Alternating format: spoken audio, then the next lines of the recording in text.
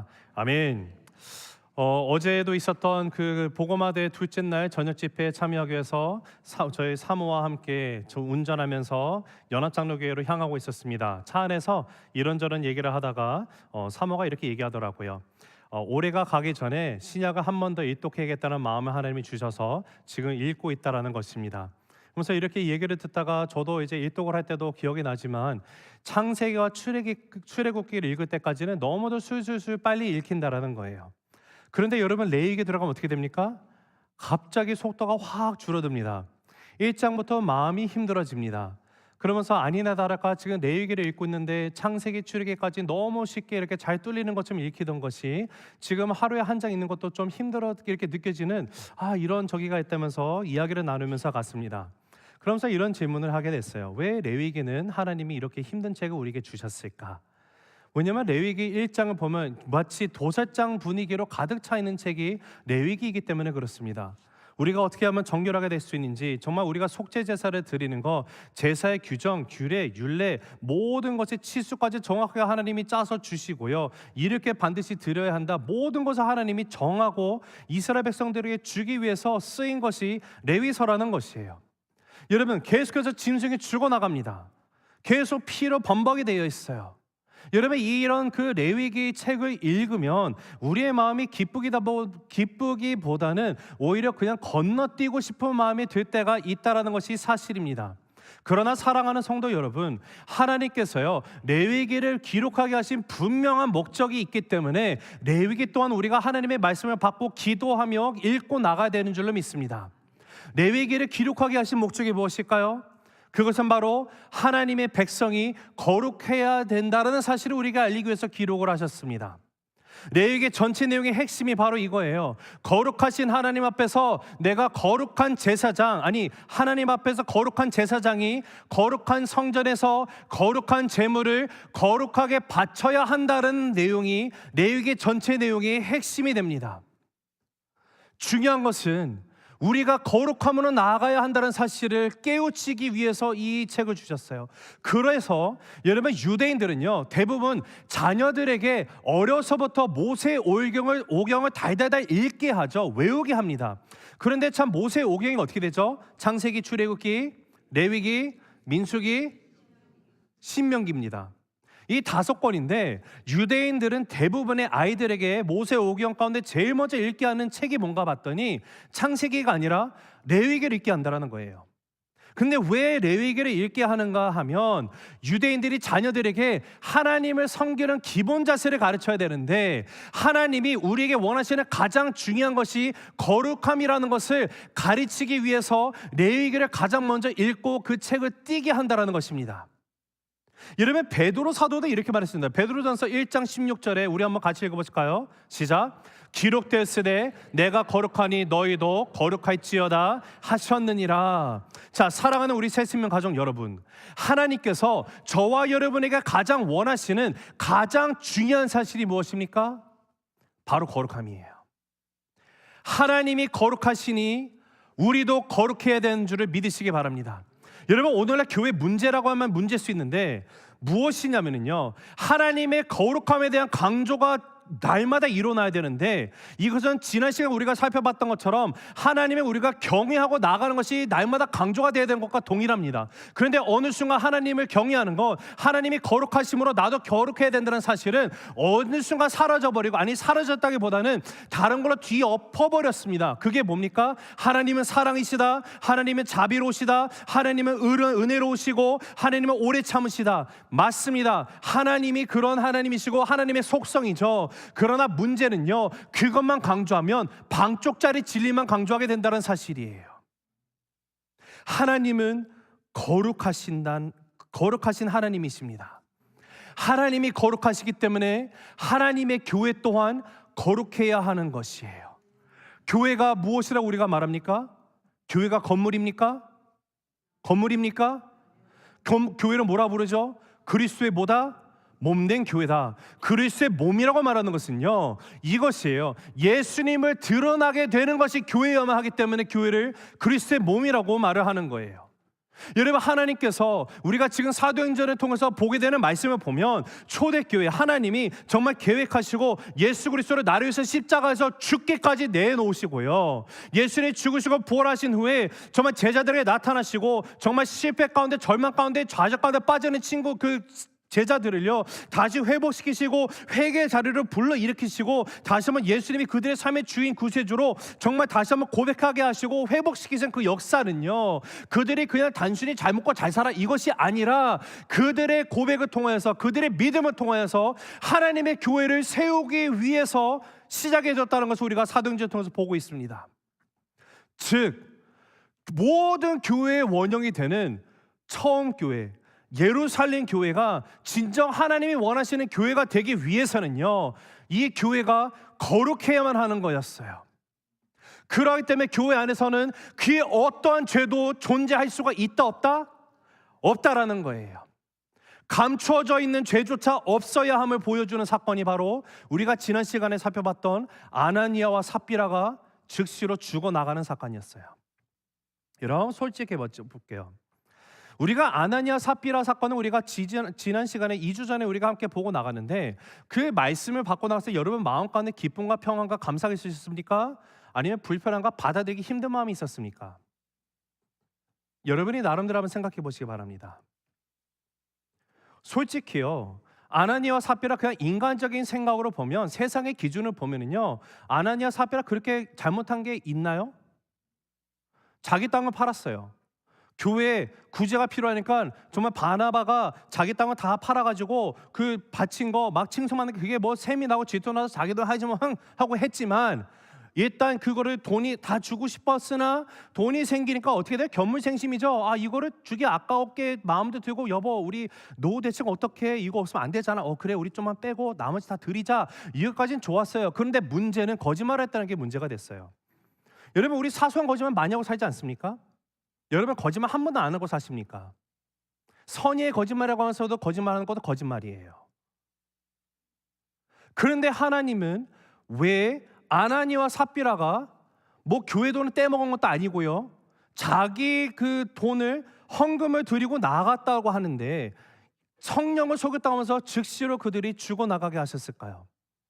지난 시간에 우리가 그 살펴본 것이 두 가지가 무엇이었습니까? 첫째, 하나님이 그들과 함께 계시는 사실, 그들을 망각한 거예요.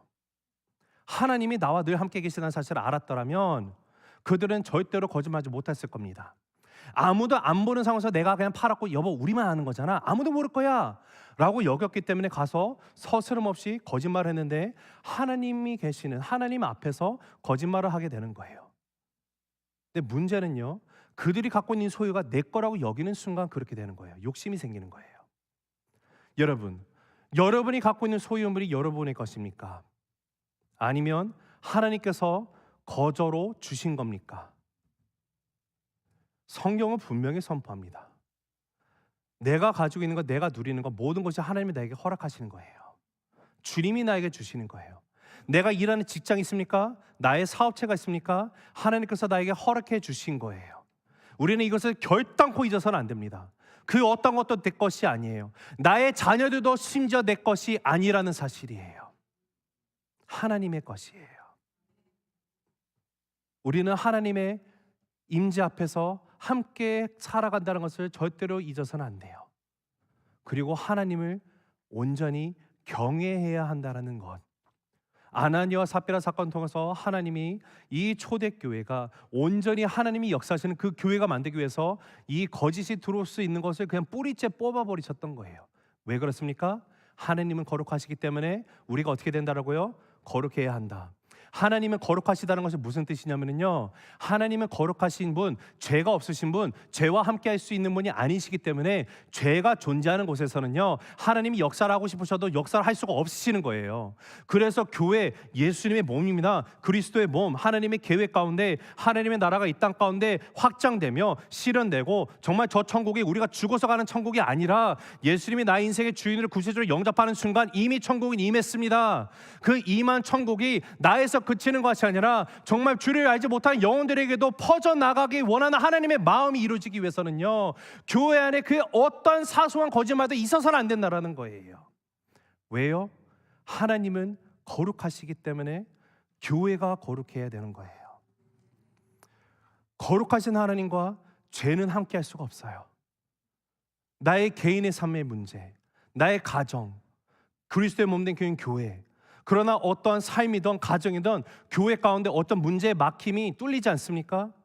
여러분, 죄 때문에 안 뚫릴 수 있다는 사실 여러분 기억하시기 바랍니다. 거룩함으로 나가야 돼요. 여러분, 십자가 사건을 보세요.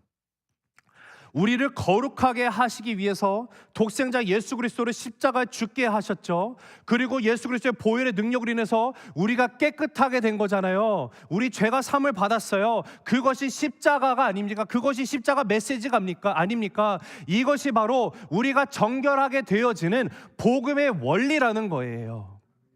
여러분, 그러기 때문에 여러분 개인의 삶, 여러분의 가정, 교회의 정결함이 임할 때 자동적으로 따르는 것이 있는데, 그것이 뭐냐면 바로 성령님의 강한 역사하심이 드러나게 되는지 믿으시기 바랍니다.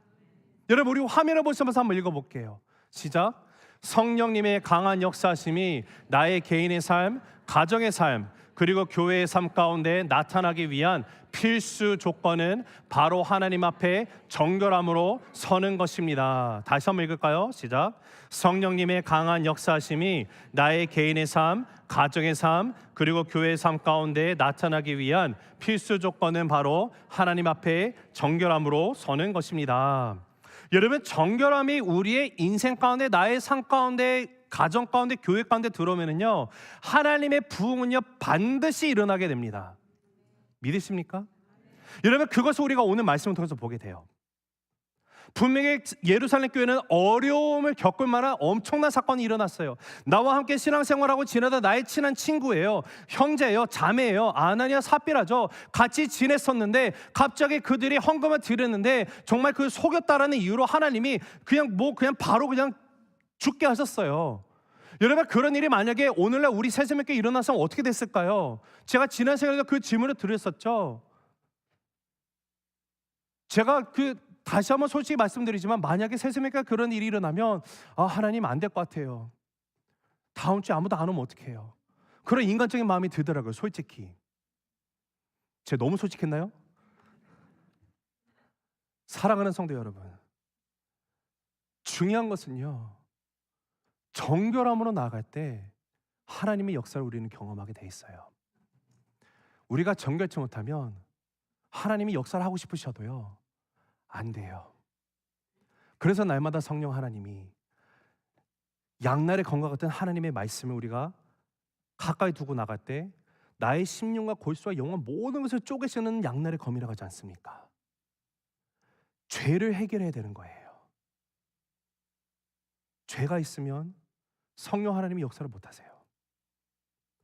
그래서 우리는 날마다 말씀 가운데 나와서 말씀이 내 삶 가운데 영의 거울이 돼서 나의 인생 가운데 있는 어떤 사소한 죄라도 있습니까? 그것을 하나님 앞에 다시 한번 내려놓고 회개하고 나가야 되는 거예요. 하나님, 나를 정결하게 하여 주시옵소서. 정결한 마음 허락하여 주시옵소서. 여러분, 오늘 사도들의 모습을 통해서 우리가 발견하게 되는 그들의 신앙의 모습을 우리가 함께 살펴볼 것인데요, 오늘 제가 말씀 가운데 두 가지를 함께 나누고 나가려고 합니다. 정말 성령 하나님의 그 역사하신 하나님의 그런 죄를 타협함도 없이 그냥 뿌리째 뽑아내심으로 그들이 하나님 앞에 정결함을 서서 나가게 됐을 때 그들의 삶 가운데 주어지는 정말 진정한 신앙이라고 부를 수 있는 그 모습이 무엇인가 보면, 첫째는요, 회개한 손을 통하여서 성령의 표적이 일어나게 된다는 사실이에요. 같이 읽습니다. 시작. 회개한 손을 통하여 성령의 표적이 일어납니다. 한 번 더 읽으실까요? 시작. 회개한 손을 통하여 성령의 표적이 일어납니다. 여러분, 12절 13절인데 같이 읽습니다. 시작.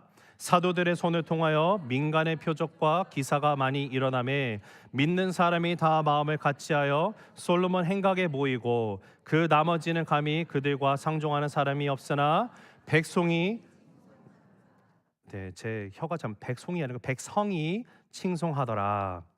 12절에 보면 여기 사도들의 손을 통해서 민간의 표적과 기사가 많이 일어난다라고 쓰여 있습니다. 제가 첫 번째 포인트를 사도들의 손을 통하여 성령의 표적이 일어납니다라고 하려다가 그렇게 하지 않았어요. 이유는요, 그렇게 만약에 제가 여러분에게 이렇게 나누고 나가면 자칫 잘못하면 그렇지, 사도들은 예수님부터 부르심을 받고 보냄을 받은 자들이니까, 특별히 택함 받은 자들이니까 당연히 이런 표적이 일어나지. 오늘날을 생각하면 물론 사도들은 이제 더 이상 없으니까, 그러나 또 주의 종으로 부름 받은 목사님 아니면 뭐 선교사님, 이런 분들이, 주의 종들이 뭐 이렇게 했을 때 표적이 일어나는 것이지라고 생각하고 나갈 수 있기 때문에 그렇게 안 했어요. 왜냐하면은요, 지금 여기서 말하는 것은 사도들의 손이라고 말하는데, 여러분, 사도가 어떤 사람들인지를 우리가 한번 생각해 보도록 하겠습니다. 아니, 만약에 사도들의 손을 통해서 표적이 일어난다고 우리가 그렇게 이해를 하기 시작을 하면은요, 그 이해를 하고 싶어하는 그 틀 안에는 어떤 기준이 들어가 있습니까? 나보다 좀 더 성경 말씀을 잘 아는 목사님, 아니면 좀 더 기도하고 뭐 하나님의 이런 그 부르심 받은 소명 있는 사람, 뭐 이렇게 생각하면서 그렇게 이해를 하지 않습니까? 만약에 그 이해력을 가지고, 그런 그 틀을 가지고 지금 이 당시에 이런 역사가 일어나는 것을 그대로 적용을 한다고 하면은요, 누구로부터 이런 표적이 일어나야 되면 대제사장, 사두개인, 바리새인이 해당이 돼야 돼요.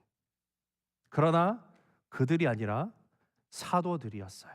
근데 사도가 어떤 사람입니까? 어부였어요. 출신으로 보면 정말로 보잘것없는, 아무도 알아주지 않는, 갈릴리라는 정말로 촌동네 중에 촌동네에서 태어난, 뭐 억양도 하도 심해가지고요, 머셔 시방 뭐 이렇게 얘기할 정도로 막 한국말로 뭐 이런 사투리 써는 막 사투리 써가는 이 갈릴리 지역의 어부들이었어요. 근데 이들이 그냥 어부였습니까? 아니에요. 예수님이 부르셨죠. 근데 문제는 예수님이 십자가에서 죽으실 때 어떻게 했어요? 다 도망갔다라고 분명히 얘기를 해요. 그런 그들을 예수님이 부활하시고 친히 찾아오셨어요.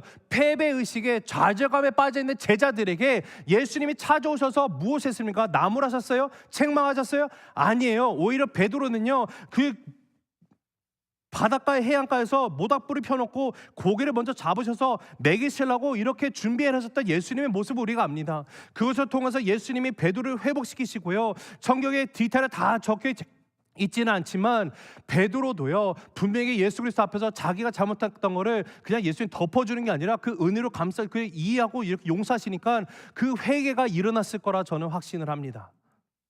그것을 알 수 있는 것이요, 바로 사도행전 2장 36절 37절에서 베드로가 한 고백 때문에 알 수 있어요.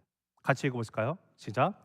너희가 십자가에 못 박은 이 예수를 하나님이 주와 그리스도가 되게 하셨느니라 하니라. 그들이 이 말을 듣고 마음에 찔려 베드로와 다른 사도들에게 물어 이르되, 형제들아, 우리가 어찌할꼬 하거늘. 자, 질문 들어갑니다. 여기 보면 베드로가 성령 하나님이 오순절날 임했어요. 자, 다시 말씀드립니다. 오순절에 임한 성령 하나님은요, 그들이 오순절날 기도하고 했을 때 그날 임할 거다라는 계시를 받았기 때문이 아니에요. 하나님이 택하신 날 그냥 하나님이 부어주신 게 성령 하나님의 은혜예요. 그래서 성령이 임하셨던 것은 무엇이 목적이었어요? 내가 걷는 거 봐서 권능을 행사하는 거요? 아니죠. 사도행전 1장 8절에 뭐라고 말합니까? 오직 성령이 너에게 임하시면 너희가 걷는 거 받고 어떻게 된다고요? 예루살렘과 온 유대와 사마리아와 땅끝까지 이르러서 무엇이 돼요? 예수 그리스도의 증인이 되는 것. 성령 하나님이 오시는 이유는 내가 증인으로 살아가기 위함이라는 거예요. 그렇죠? 근데 그 성령 하나님이 임하시니까 그들이 나가서 즉시로 했던 게 뭡니까? 복음을 전합니다. 사람들이 들어요. 그때 베드로가 설교를 하는 것이 이 내용이죠. 너희가 예수를 십자가 못 박혀 죽게 한 거야. 여러분, 지금 베드로가 말하는 이것이 나는 안 했고 너네가 한 거야 라고 말하는 겁니까? 아니면 나도 너희와 당신들과 다를 게 없어요. 나는 심지어 예수님한테 같이 있겠다고 했는데 거짓말, 아니 내 약속도 못 지키고 난 도망까지 간 사람이에요. 내가 예수님 십자가에 못 박혀 죽게 했습니다. 이 포함이 같이 돼 있는 겁니까? 여러분, 후자예요, 후자. 나 같은 실패자도 예수님이 나를 만나게 하시고 다시 나를 회복해 하시고 내가 주 앞에 정말 진정한 회개하고 나갔더니 나의 삶의 진정한 주인으로 구세주로 임하신 성령 하나님이 그 사실을 여러분에게 알리게 하는 겁니다. 그러나 내가 그 누구든지 정말 예수님을 내가 온전히 알고 성령 하나님의 능력 가운데 붙들림 받아 살아가기 위해서 필요한 절대적인 첫 번째 조건이 뭡니까? 내가 죄인이라는 사실을 내가 인정을 해야 되는 거예요. 내가 죄인이구나, 나 때문에 예수님이 죽으셔야만 했구나, 이것을 인정하지 못하면요 내가 정말 복음을 받고 싶어도 받을 수가 없게 되는 거예요. 그래서 지금 베드로가 말하는 것이 너희가 십자가에 못 박았다 예수를, 그런데 하나님이 주와 그리스도가 되게 하셨느니라, 부활하심으로 나의 주인으로 나의 구세자가 되게 하셨다는 말을 했어요. 그랬더니 이들의 반응이 뭡니까? 형제들아 우리가 어찌할꼬, 이들도 찔려서 회개하고 나가는 거예요. 여러분, 회개한 자들, 예수 그리스도 나의 인생의 진정한 주인으로 구원자로 영접한 자들, 그 회개한 손에는요 나사렛 예수 그리스도의 이름으로 권세와 권능이 주어지고 난 후에 성령의 표적들이 일어날 수밖에 없다는 사실 여러분 믿으시기 바랍니다. 여러분, 오순절날 성령 하나님이 임하심으로 성전 미문에 앉아있던 안진뱅이가 어떻게 됐습니까? 나사렛 예수 그리스도의 명언으로 즉시로 일어나라면서 그를 붙들게 일으켰더니 갑자기 발목과 발이 즉시로 힘을 얻고 걷고 뛰고 찬양하는 엄청난 표적이 일어났어요. 그러나 다시 말씀드려요, 여러분, 성령의 표적을 우리가 계속해서 사도행전에서 보게 될 것이고요. 그런데 이 표적이라는 것은요 단순히 안진뱅이가 일어나는 것이 목적이 절대로 아니라는 사실이에요. 성령의 표적이 일어나면서 그 목적이 무엇입니까? 오직 나사렛 예수 그리스도의 이름, 그 권세, 이름의 권세와 능력을 전하는 것이 성령의 표적의 목적임을 여러분 우리가 잊지 않게 되기를 원해요. 자, 오늘 12절 하반절 한번 같이 읽어볼게요. 시작. 믿는 사람이 다 마음을 같이하여 솔로몬 행각에 모이고. 자, 이들이 성령의 표적이 막 일어나는 역사가 개인적으로도 일어나지만 더 중요한 사실을 하나 우리가 또 발견하게 되는데요, 성령 하나님이 역사하시는 이 표적과 기사는 개개인의 삶이 아닌 정말 늘 한 마음과 한 뜻으로 함께 있는 그리스도의 몸된 교회인 공동체에서 나타난다는 거예요. 그래서 하나님께서 사도들을 부르시고 보내시고 그들의 신앙 고백 가운데 그들을 통해서 교회를 시작하시는 거예요. 공동체를 시작하신 거예요. 근데 거기서는 무엇이 있어도 안 된다? 죄. 왜요? 하나님은 어떤 분이시라고요? 거룩한 하나님이시다. 그러면 내가 어떻게 됩니까? 나도 거룩함으로 나가야 돼요. 이것을 예수님, 그 초대교회의 성도들은요 늘 한 마음과 한 뜻으로 있었기 때문에 표적과 기사가 일어나는 거예요. 여러분, 사도들이 한 마음이 되었기 때문에 일사불란하게 솔로몬 행각에 모여서 다 마음을 같이 해서 한 뜻을 품고 나아갔다고 하죠. 솔로몬 행각에서 어떤 일이 일어났습니까? 거기서 베드로가 복음을 전하게 됐었죠. 안진뱅이가 일어났을 때 그 기적을 보고 사람들만 몰렸습니다. 어디선지 모이든지 하나님 나라를 주신 뜻을 우리가 함께 하는 거예요. 나 혼자 하면 솔직히 저도 자신이 없어요. 그러나 하나님 너무 감사한 거는요, 나에게 정말로 여기 계시는 우리 성도님 모든 분 한 사람 한 사람 주 안에서 형제 자매가 되게 하신 우리가 한 가족인데 우리가 함께 예수 그리스도의 이름을 전할 수 있는 공동체를 불러주신 게 저는 너무 감사해요. 여러분은 그 감사가 있으십니까? 저는 너무 감사해요. 정말 하나님이 다른 교회로 저의 가정을 단임 목회지로 보내실 수도 있었을 텐데 하나님이 새세명교회를 보내주신 이유는요, 저는 정말로 하나님이 우리를 통해서 이 아틀란타 지역에 하나님의 나라가 확장되고요, 하나님의 나라가 이 땅 가운데 실현되기 위해서 쓰임받는 그 건강한 교회가 되기를 원하시는 하나님의 마음이 있음을 믿습니다. 그리고 근데 정말 중요한 거는요, 여러분, 우리가 회개하고 나가야 돼요. 교회에 어떤 죄가 있으면요 하나님 역사할 수 없어요. 여러분, 정결한 마음으로 우리가 계속 기도해야 돼요. 근데 그들이 이렇게 나갔더니 어떤 일이 일어납니까? 13절이에요. 읽습니다. 시작. 그는 그 나머지는 감히 그들과 상종하는 사람이 없으나 백성이 징송하더라. 자, 제가 이 말씀을 준비하면서 13절을 읽었을 때 약간 좀 처음에는 잘못 이해를 했어요. 뭘 잘못 이해했냐면, 여기 그들과 상종하는 사람이 없으나라고 할 때 이 상종이라는 단어가 저를 좀 이렇게 잘못 생각하게 했어요. 왜냐하면 제가 적어도 아는 상종이라는 단어가 쓰일 때는요 어떤 의미로 쓰이죠? 예를 들어서 좀 이렇게 좀 이렇게 세상적으로만 놀고 있는 친구가 있으면 부모님이 저한테 그래요. 얘, 너 쟤랑 상종하지도 마. 안 그럽니까? 뭔가 되게 안 좋은 의미로 상종이라는 단어 쓰잖아요. 혹시 이런 적 있어요? 자, 우리 성도님 저분 너무 좋거든요. 저분은 상종하세요. 이렇게 말하십니까? 안 하잖아요. 상종하지 마세요. 그러니까 이게 처음에 들었어. 그러면 이 사람들은 지금 베드로와 이 사도들을 상종하지 마. 이게 나쁜 말인가? 이런 생각이 들었거든요. 그런데 이 안 좋은 뉘앙스처럼 보이는데 이거를 원래 헬라 원문을 더 잘 번역해 놓은 게 영어 성경인데, 영어 성경에서는 이걸 뭐라고 말하면 none of the rest dared to join them이라 써 있어요. 무슨 뜻입니까? 그들과 사도들과 함께 내가 동참하기를 그들이 두려워하게 하는 거예요. 너무 꺼리는 거예요. 감히 조인을 못하더라는 거예요. 이 사실을 더욱더 확실히 보여주는 것이 바로 뒤에 나오는 백성이 칭송하더라예요. 지금 한글 성경에는 그 나머지와 백성이 다른 부류로 보이는 것처럼 보이지만 영어 성경에는 하나로 되어 있습니다. But the people held them in high esteem. 문제는요, 여기 칭송하다라는 단어가 어떤 단어냐면 헬라어로 메갈루노라는 단어가 쓰여 있는데 거기서 파생한 영어 단어가 magnify입니다. 크게 하다, 확대하다, 더 위대하게 하다라는, 보이다라는 뜻을 갖고 있는 단어예요. 즉 지금 이 모든 것을 목격한 주변에는 예수님 아직 내가 영접 못하고 좀 이렇게 꺼려지게 되고 너무 이게 나랑 다르게 느껴지는 이 사람들을 향해서 백성들이 내 삶보다 더 다른, 아니 세상에서 찾아볼 수도 없었죠. 세상에 보여줄 수도 없는 것이죠. 그러한 모습이 지금 교회 가운데 보인다라는 거예요. 그것을 사람들이 너무도 크게 봤기 때문에 감히 사도들과 함께 내가 하기가 부담스러운 거예요. 이 의미의 말이 상종하는 사람이 없더라, 그러나 칭송하더라예요. 사랑하는 성도 여러분, 저와 여러분의 인생은 예수를 알지 못하는 주변에 있는 지인들이 나를 봤을 때 나를 칭송합니까? 아니면 나를 뒷담화합니까? 하나님 앞에 정결함으로 우리가 서 있어야만 하는 줄로 믿습니다. 근데 여러분, 우리가 정결함으로 서기 위해서 첫째로 진정한 참된 회개가 있어야 돼요. 내가 정말로 하나님 앞에 신앙으로 신앙생활하고 나간다는 것, 여러분 정말 하나님이 말씀하시는 레알 신앙, 리얼 신앙, 진정한 신앙이라는 것은요, 주님 앞에 정결함으로 나갈 수 있는 그 신앙의 모습이에요. 그리고 참된 회개는 반드시 성령의 표적을 동반하게 됩니다. 하지만 성령의 표적은 오직 그 목적이 한 가지죠. 무엇입니까?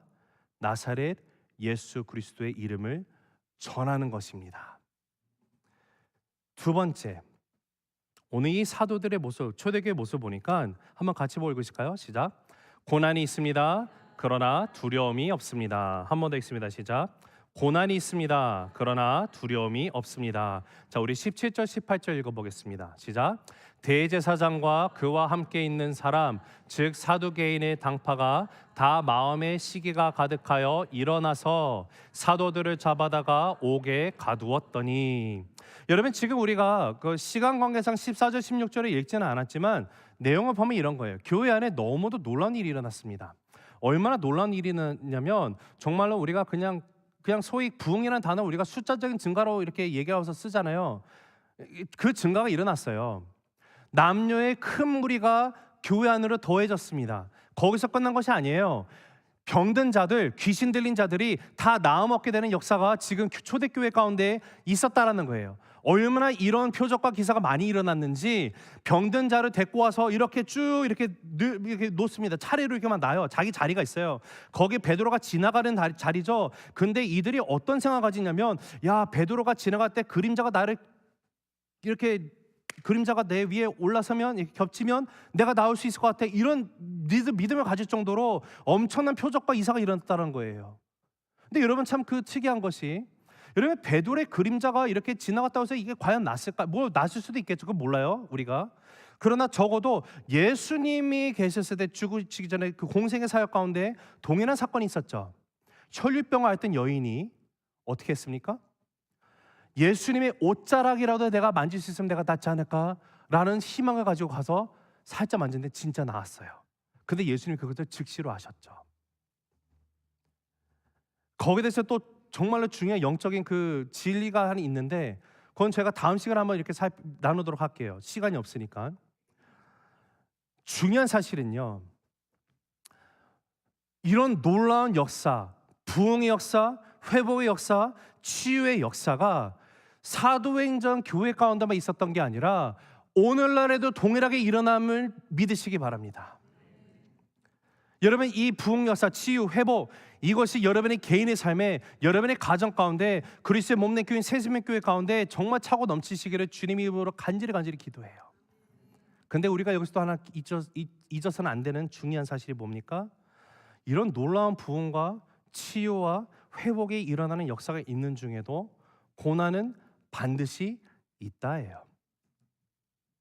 내가 예수님을 잘 믿고 신앙생활 잘하고 뭐 이러면 나의 인생 가운데 고난이 없겠지라고 여기지 않습니까? 그러나 그게 아니에요. 왜냐하면 놀라운 하나님의 표적과 이사가 일어나고 있을 때요, 이를 시기하는 세력이 있다는 것을 우리가 압니다. 그 세력이 누굽니까? 바로 사탄이에요.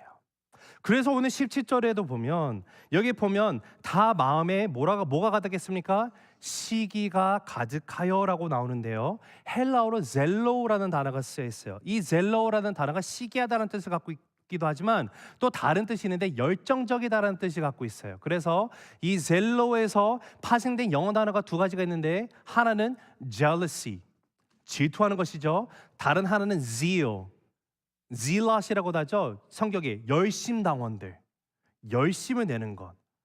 즉 지금 이 부흥의 역사와 회복과 치유의 역사가 있는 곳에 지금 사단이요, 너무도 열정적으로 시기하고 질투하고 있다는 사실을 성경이 우리에게 얘기해 주는 거예요.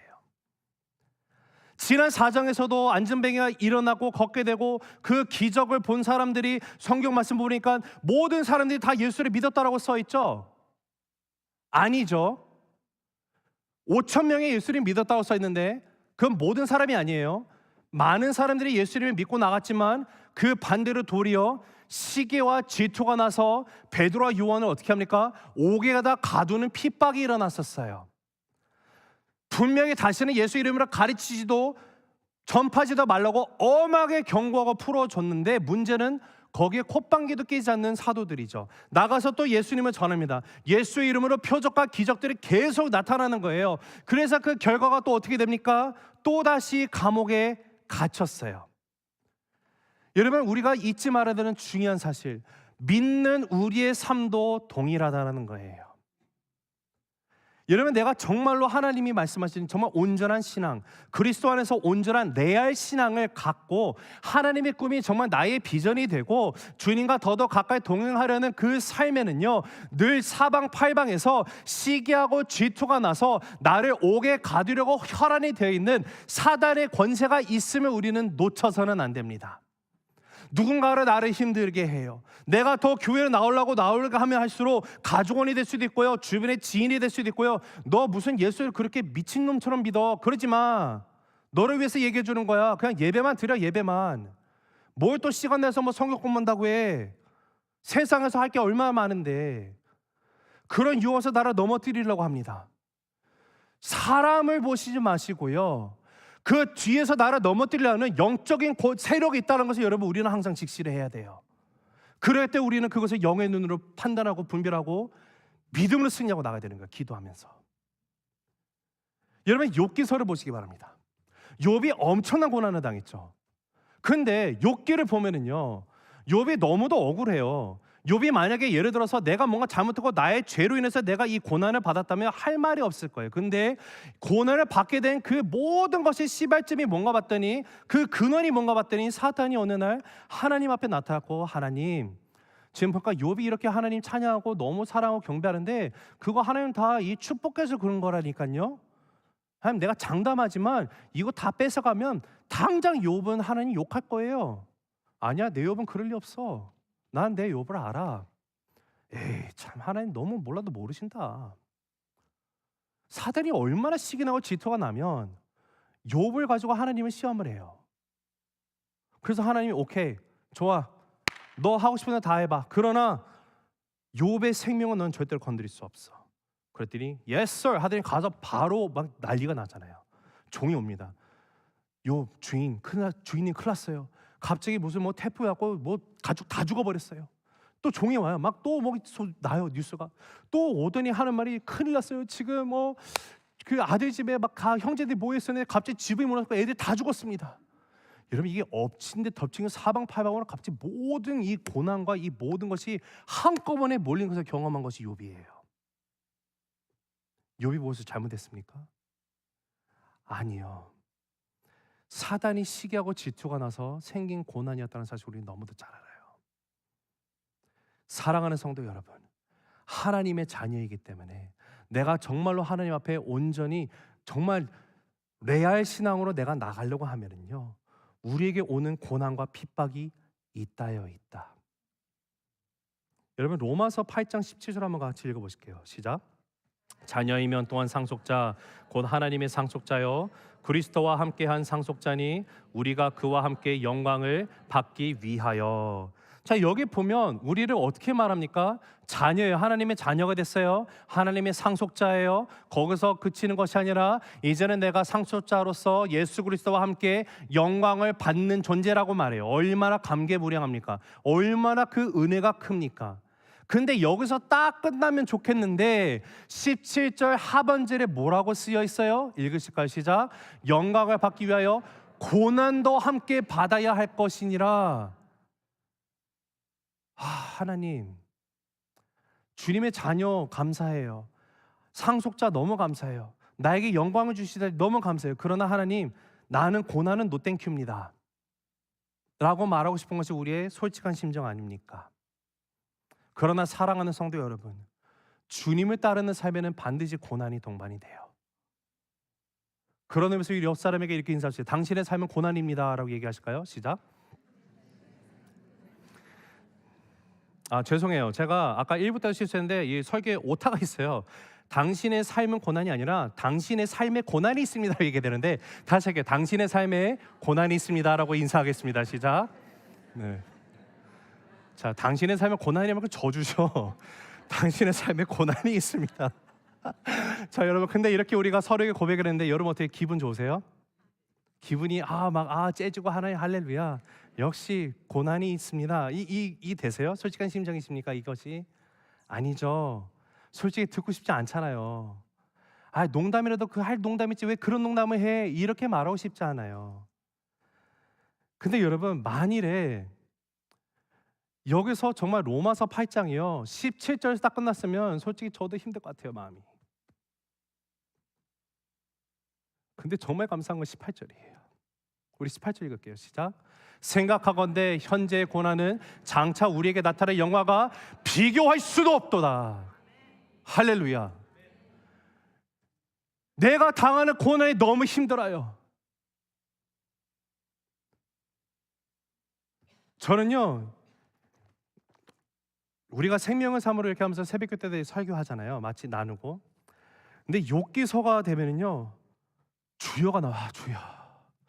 맨날 똑같은 얘기예요. 어떻게 전할지도 모르겠어요. 너무 힘들어요.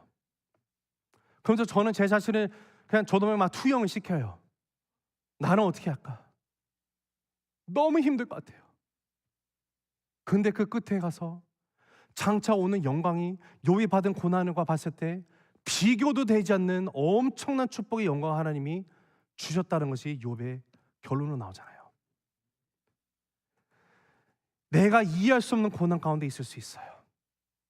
그런데 어떤 상황 가운데서도 하나님께서 우리에게 말씀해 주신 것이 무엇이냐면요, 하나님께서 우리를 위해서 예비하신 주님이 우리에게 주신 영광이라는 것은 지금 내가 당하고 있는 고난과는 비교조차 되지 않는다라는 것이에요. 그리고 이것을 하나님은 이미 우리를 위해서 그런 영광을 예비해 놓으셨다는 사실을 우리에게 말씀으로 주고 계십니다. 그러기 때문에 사랑하는 성도 여러분, 고난 가운데 좌절하지 마시기 바랍니다. 고난 가운데 무너져 내리지 않으시기 바라요. 오늘 본문으로 돌아와서 우리 한번 19절 한번 읽어볼게요. 시작. 주의 사자가 밤에 옥문을 열고 끌어내어 이르되. 자, 여기 보면 갇혔습니다. 갇히고 난 다음에 그들이 어떤 것에 있는지는 적혀 있지 않아요. 바로 다음에 주의 사자가 옥문에서 그들을 끄집어내어서 이렇게 또 이렇게 나가게 했어요. 자유몸이 되게 됐죠. 그러나 우리가 사도행전에서 계속 사도들이 옥에 갇혔을 때 그들이 어떠한 모습으로 나가는지를 조합해서 보면 분명히 여기서도요, 그들이 했던 기도 내용 단 하나였을 거예요. 하나님, 나를 제발 이 옥에서 풀려나게 해주세요. 기도 안 해요. 하나님, 주님을 찬양합니다. 하나님, 내가 비록 옥에 갇혔지만 내가 진정으로 구하는 것은 하나님 복음이 전파되기를 간구합니다. 이것이 공통적으로 나타나는 사도들, 초대교회 성도들이 갖고 있었던 레알 신앙의 모습이에요.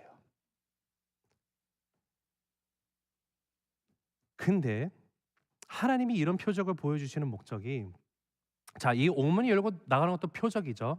자, 표적에는 반드시 무엇이 있다고요? 목적이 있다고 말씀드렸습니다. 그러면 지금 이들이 풀려나게 된 표적의 목적이 무엇인지를 우리가 살펴보려면 바로 다음 절인 20절을 보면 돼요. 한번 볼게요. 시작. 가서 성전에 서서 이 생명의 말씀을 다 백성에게 말하라 하매. 자, 한글 성경에 그냥 생명의 말씀을 써 있지만 영어로는요, 그 word of life인데 life가 L이 대문자로 돼 있어요. 즉 예수 그리스도의 생명을 말해요. 예수 그리스도 다시 전하라는 거예요. 복음을 전하라는 거예요. 자, 그러니까 하나님이 표적을 사용해서 이들을 자유몸이 되게 하셨는데 그 목적이 뭐라고요?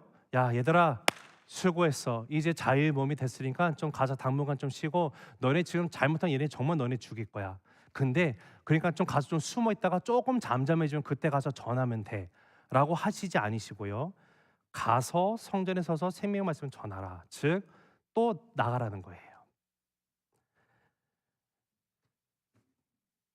아니, 하나님, 내가 이렇게 전하다가 들어갔는데, 하나님 정말 감사해요. 나를 풀려나게 하신 너무 하나님 은혜, 너무 역시 할렐루야. 그런데 하나님, 그러면은요, 잠깐 저도 좀 나를 걱정하는 가족도 있잖아요. 하나님 아시죠? 우리 새생명교회도 있잖아요. 아시죠? 하나님, 가서 성도님들 걱정할 텐데 우리 성도님 만나서 같이 간증도 하고 기도 제목도 나누고 좀 이렇게 좀 쉼을 갖고 나가면 안 될까요? 아니, 하나님, 지금 구약에도 보니까, 아니, 그 누구예요? 저희 엘리야 있잖아요. 엘리야, 하나님, 엘리야도 정말로 850대 1로 맞짱 떴다가 대승을 거뒀는데 이세벨이 갑자기 내가 다음날 네가 살았으면 내 친히 나를 뭐 죽이려 이런 막 얘기하니까 그 말 듣고 겁에 질려갖고 도망쳤잖아요. 하나님, 엘리야가 겁에 질려서 가서 지쳐가지고 나무에 막 쓰러져, 하나님 나 좀 죽여주시라고, 난 다 됐다고 막 죽여주시옵소서 이러고 있는 이 엘리야에게 하나님 나타나서 빵도 먹여서 주시고 힘도 주시고, 그 다음에 하나님 명하신 호렙산으로 가게 하셨으면, 하나님 나도요 지금 오기서 풀려났으니까 좀 가족이랑 좀 있고 일주일 동안 좀 쉬고 여기 K 바베큐 가서 고기도 좀 많이 먹고 체력을 보충하고 가야 되는 거 아닙니까? 이런 마음이 들 수도 있을 것 같은데, 만일에 여러분이 지금 사도들의 상황이라면 여러분은 어떻게 반응하시겠습니까? 하나님, 나 숨 좀 쉬자고요. 이거 아닌 것 같아요. 혹시 이런 마음이 드는 것은 아닙니까? 근데 여러분, 근데 이 말씀을 묵상하면서 준비하다가 너무도 놀라운 거는요, 제자들의 반응이요, 하나님이 요구하신 것에 더 나가요. 자, 우리 한번 21절 읽어보실까요? 시작. 그들이 듣고 새벽에 성전에 들어가서 가르치더니 대제사장과 그와 함께 있는 사람들이 와서 공회와 이스라엘 족속의 원로들을 다 모으고 사람을 오게 보내어 사도들을 잡아오라 하니. 자, 오늘 여기 보면 사도들은 그 어디에도 불평을 했습니까? 안 했습니까? 안 하더라. 자, 그러면 여기 사도들이 어딘가 도망가서 좀 몸을 좀 은신하고 싶어 하는 마음이 없죠. 한치의 주저함이라고는 찾을 수가 없습니다. 자, 근데 더 중요한 사실은요, 분명히 하나님은요 이들에게 다시 너희가 성전에 가서 생명의 말씀을 전하라, 복음을 전하라, 예수 이름을 전하라 했는데, 지금 그 어디에서도요 하나님께서 직접 그 사도들에게 너네 새벽부터 나가야 되란 말을 한 적이 없어요. 그런데 지금 사도들은요 새벽에 다시 갑니다. 다시 가서 전하라고 하셨는데 제자들이 새벽에 일어났어요. 제일 먼저 일어나서 이게 어떤 마음일까 묵상하는데 이런 마음이 아닐까 싶어요. 아, 내가 만난 하나님 정말 살아 역사하신 하나님, 옥에서도 나를 가둘 수 없는 그 복음의 능력이 나와 함께 하는데 가시라면 네 맞습니다 하나님, 내가 이를 위해서 살아가는 그 사명이 나에게 있습니다. 이 사명 다하기까지 나는 멈추지 않겠습니다 하나님. 그런데 보니까요, 분명히 새벽에도 성전에 거기에 내가 아는 누구 아무개 있을 거고요. 하나님, 나는 거기 가야겠어요. 그러니까 일어나서 가는 거예요. 한 명이라도 더 내가 더 전하기 싶어서 그 열정을 가지고 성전으로 나아가는 사도들의 모습을 봐요. 근데 문제는 뭡니까? 그러다가 또 잡혀요. 여러분, 도대체 이 사도들은 어떤 백을 믿었기 때문에 이렇게 어떻게 보면 정말 좀 막무가내 같은, 아니면 무대포로 나갈 수 있는 겁니까? 여러분, 사도들은요, 저는 다른 건 몰라도 이 한 가지는 저는 확신을 합니다. 이 사도들에게는 어떤 핍박이 오더라도요, 하나님께서 보호해 주심을 확신하는 믿음이 있었기 때문에 두려움이라는 것이 없는 거예요. 그것이 레알 신앙이에요. 두려움이 없어요. 좌절이 없어요. 사람 의식 안 합니다. 사람 두려워하지 않아요. 오직 하나님의 말씀만 내 마음에 가슴에 담아요. 그리고 나는 온전히 여호와 하나님 한 분만을 경외하면서 나가요.